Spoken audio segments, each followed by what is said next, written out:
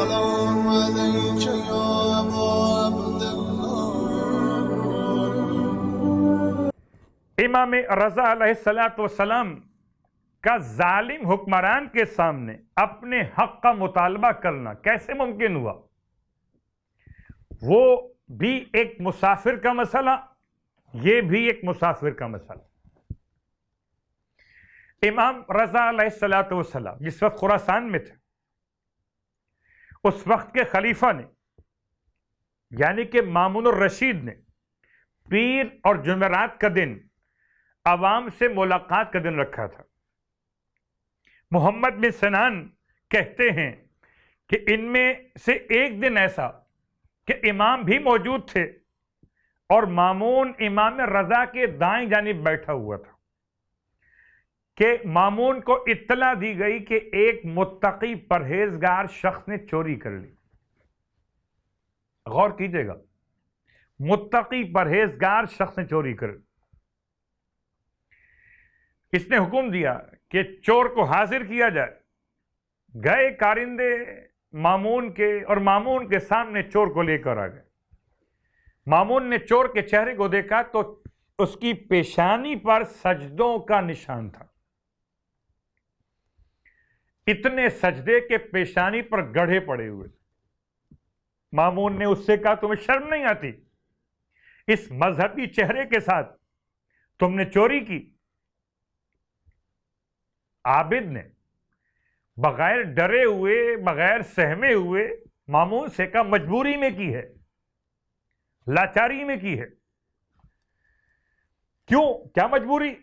کہ کیونکہ میرا حق تو بیت المال اور خمس میں تھا، اسے تم نے روکے ہوئے رکھا، احتیاج سے مجبور ہو کر میں نے چوری کی۔ مامون نے اس متقی پرہیزگار شخص سے پوچھا کہ تم خمس اور بیت المال میں کیا حق رکھتے ہو؟ تمہارا کیا حق ہے اس کے اندر؟ عابد نے کہا کہ کیا تو نے خداوند عالم کی کتاب میں آیت نہیں پڑھی؟ سورہ انفال کے اندر 10ویں پارے کی پہلی آیت، وَاعْلَمُوا أَنَّمَا غَنِمْتُم مِّن شَيْءٍ فَإِنَّ لِلَّهِ خُمُسَهُ وَلِلرَّسُولِ وَلِذِي الْقُرْبَى وَالْيَتَامَى وَالْمَسَاكِينِ وَابْنِ السَّبِيلِ۔ سورہ انفال اور اس کے بعد سورہ الحشر کی آیت نمبر 7 کو پڑھا۔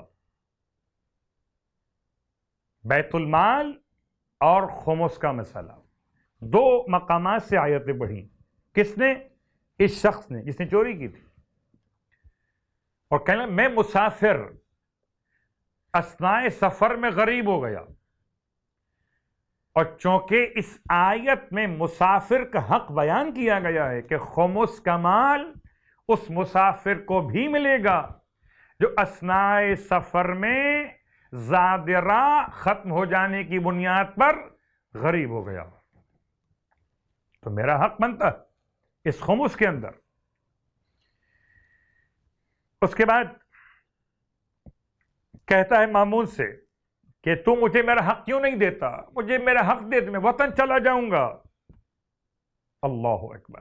تو میں حقدار بھی ہوں اور آیات سے واقف بھی ہوں۔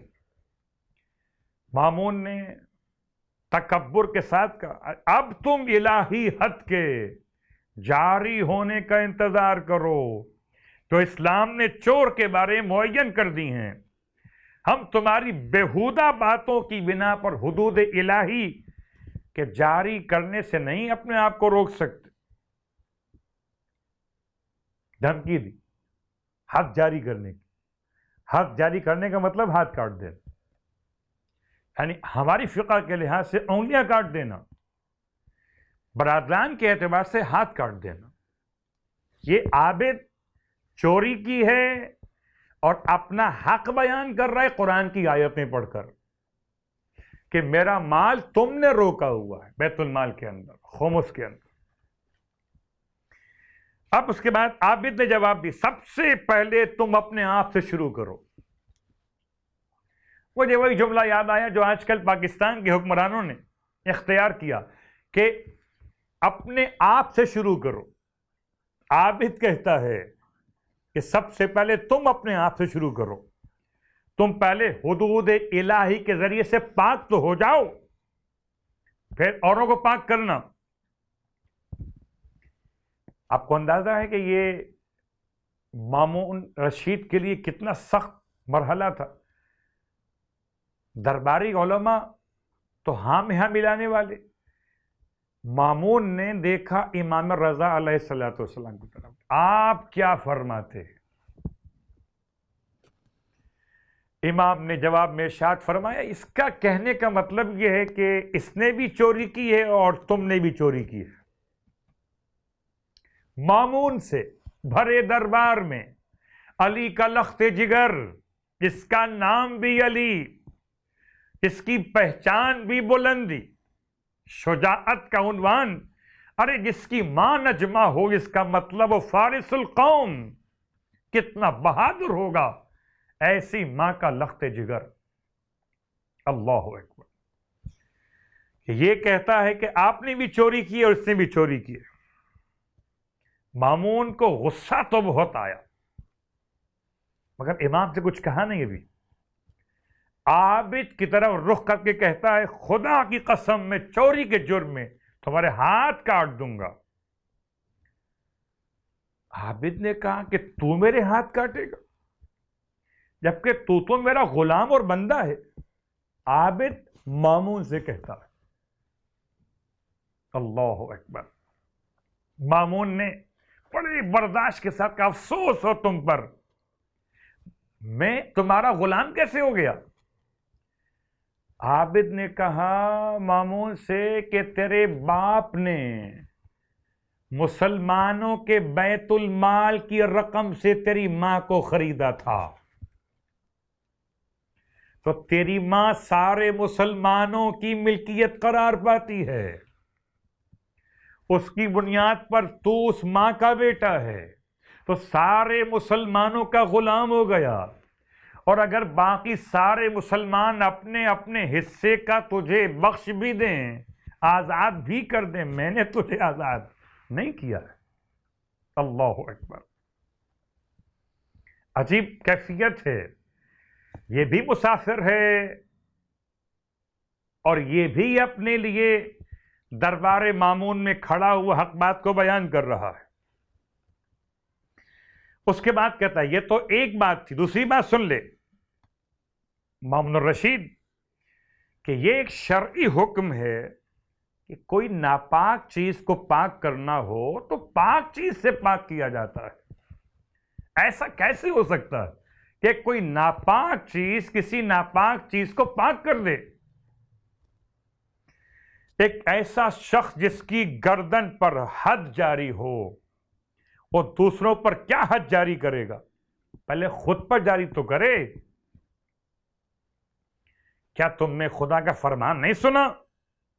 اَتَأْمُرُ النَّاسَ بِالْبِرِّ وَتَنْسَوْنَ أَنفُسَكُمْ وَأَنْتُمْ تَتْلُونَ الْكِتَابَ أَفَلَا تَعْقِلُونَ۔ اس نے یہ قرآن کی آیت پڑھی، کیا تو نے یہ فرمان نہیں سنا کہ خدا کہتا ہے کہ تم لوگوں کو اچھائی کا حکم دیتے ہو اور اپنے آپ کو بھول بیٹھے ہو، خود اچھائی نہیں کرتے۔ تم کس طرح سے انجام دیتے ہو؟ کتاب پڑھتے ہو مگر غور نہیں کرتے۔ مامون اس عابد کی دلیل اور برہان والی گفتگو سے عاجز آ چکا تھا۔ اس نے رخ موڑا امام رضا علیہ السلام کی طرف اور کہنے لگا، آپ کیا فرماتے ہیں اس کے بارے میں؟ امام نے سرکار ختم یہ مرتبہ صلی اللہ علیہ وآلہ وسلم کا فرمان پڑھا، قل فللہ الحجۃ البالغہ۔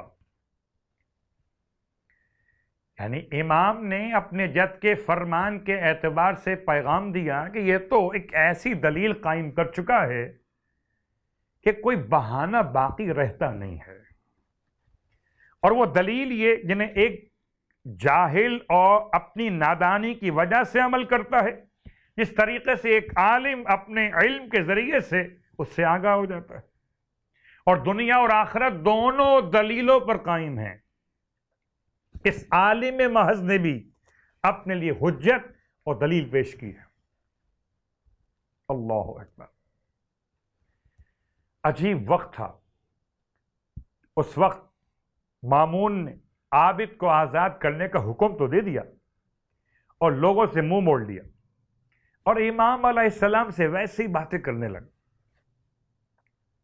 اسی دوران مامون نے اپنا تمام بغض اور کینے سے کام لیتے ہوئے امام کو شہید کرنے کا ارادہ کیا تھا۔